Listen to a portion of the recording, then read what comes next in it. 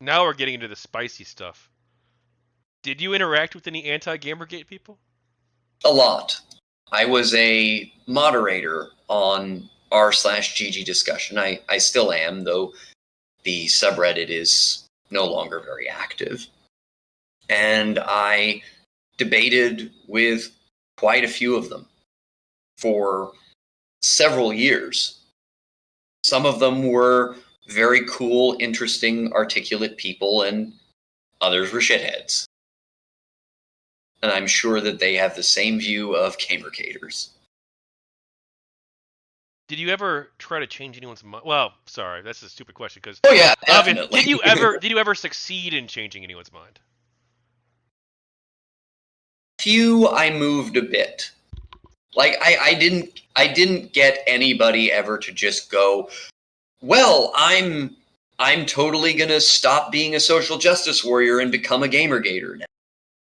But I moved people on some specific issues, and sometimes they moved me.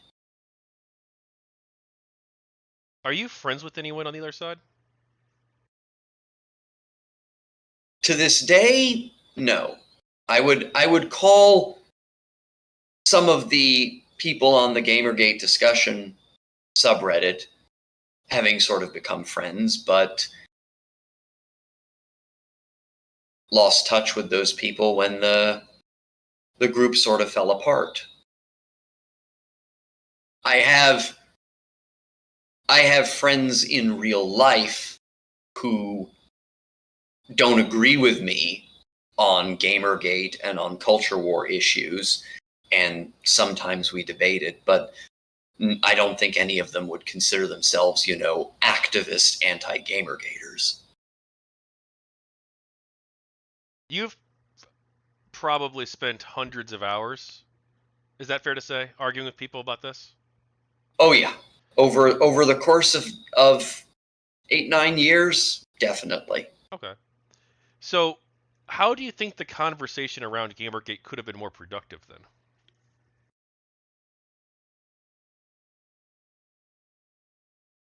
I think that, for one thing, I'm going back to Milo Yiannopoulos. We should not have made alliances with people like that. They were absolutely poisonous to discussion. They were incredibly detrimental to our credibility. And they just made a lot of stuff worse. And at the same time, on the other side, a lot of their people were very unwilling to debate, were very unwilling to really talk across the aisle in any way, because they felt that they had the media platform and the power, and they didn't really need to debate. And obviously things would have gone much better without that arrogant and Machiavellian attitude from them. When some critics claimed that GamerGate supporters were only straight white men, women and minorities who supported GamerGate created NotYourShield in response. Do you have any thoughts on that? Well, I never entirely understood the need for a separate hashtag. I think that the fact that they were present and prevalent was self-evident. I mean, at the time, one of our advocates, one of our talking heads, was a Latina porn star. I bring her up because if you want to talk about NotYourShield, then we can't avoid the time that one of their talking heads called one of our talking heads a Nacho Shield because she was Mexican. I mean, these are the people who call themselves the champions of racial justice, And he decided that the best way to respond to being debated against by her was to make a bunch of Mexican jokes. I just think that we probably would have been better off if we had just kept it all within the sort of brand name of GamerGate and just said, no, this is obviously not true. You can plainly see all of the people among us who are not straight white men. I went to one of the GamerGate meetups at one point, and there were many women there. There were many non-white people there. I didn't ask anybody what their sexual orientation was, because that would be weird, but probably they weren't all straight. That accusation was always BS. Do you think that there was any value in having NotYourShield as sort of a direct rebuttal to this specific claim that was made?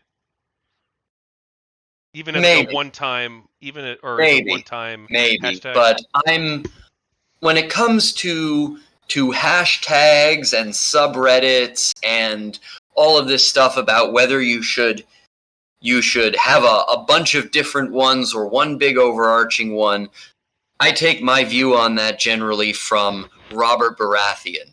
Which is greater, 5 fingers or 1 fist?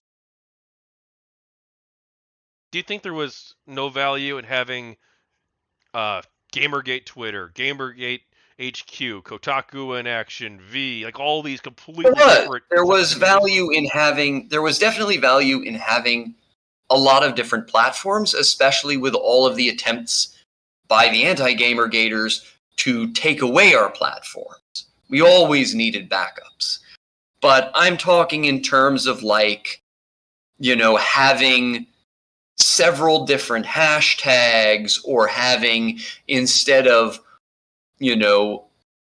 all of the discussion of these types of issues on Kotaku in Action, people have made subreddits like Wortham in Action to be specific to comic books, and Social Justice in Action that's spun off because of arguments on Kotaku in Action over what topics we were allowed to talk about and stuff like that. I think that in a lot of ways, presenting a more united front is better. Now, I'm not saying that about we shouldn't be on different platforms. We should be on every platform that we can.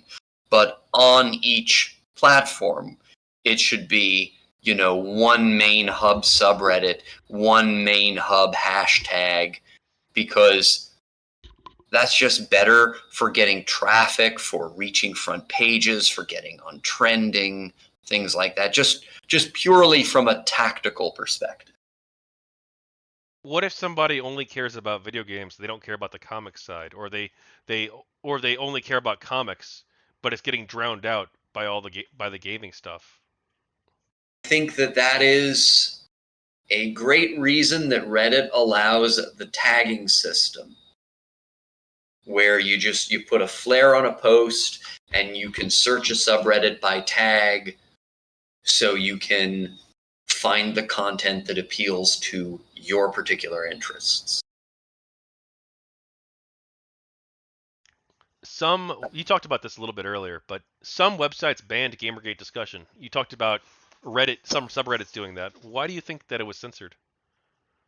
Well, because the people in charge of those websites were on the other side, and they knew that if they allowed open discussion, it was not going to go the way that they wanted. They were not going to win this democratically. We were always the majority. And by every metric of public participation, by whether our hashtags or their hashtags had more participation, by how many subscribers were on Kotaku in Action versus how many were on GamerGazi, by every metric of public participation, we were the Democratic majority. And so our opponents couldn't win by majoritarian means. They had to fight by going top down, by getting themselves into moderator positions and silencing us.